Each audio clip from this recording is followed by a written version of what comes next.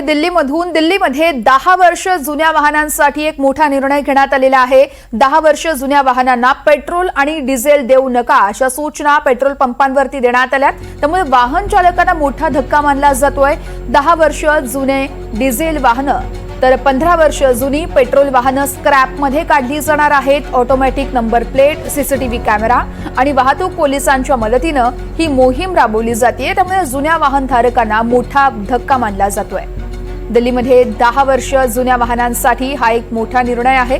10 वर्ष जुन्या वाहनांना पेट्रोल आणि डिझेल देऊ नये अशा सूचना देण्यात आल्यात। या संदर्भातली सविस्तर माहिती देत आहेत रामराजे शिंदे, आमचे प्रतिनिधी आहेत आपल्यासोबत। रामराजे, अतिशय महत्त्वाचा निर्णय म्हणावा लागेल। या निर्णयामध्ये नेमके काय काय नमूद करण्यात आलंय?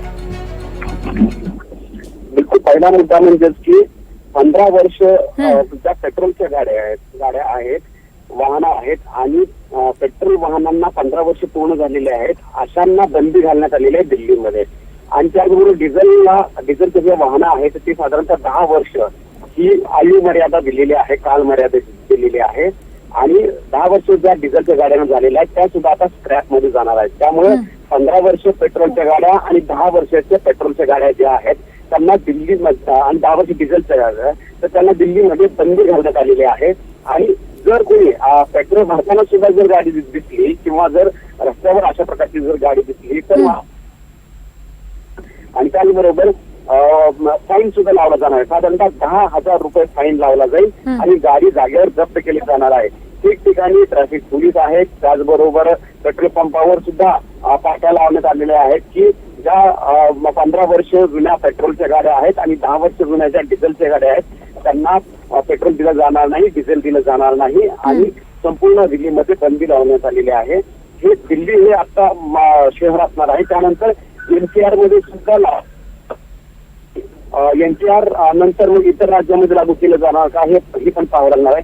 दिल्लीमध्ये अशा प्रकारचा नियम लावण्याची गरज यासाठी होती कारण मोठ्या प्रमाणात प्रदूषण होत होतं। हिवाळ्यामध्ये सुद्धा मोठ्या प्रमाणात प्रदूषण होत होतं आणि त्यामुळे ज्या जुन्या गाड्या आहेत त्यामुळे प्रदूषण होतं आणि म्हणून त्या जुन्या स्क्रॅप मध्ये टाकाव्यात यासाठीच हे संपूर्ण नियोजन करण्यात आलं होतं।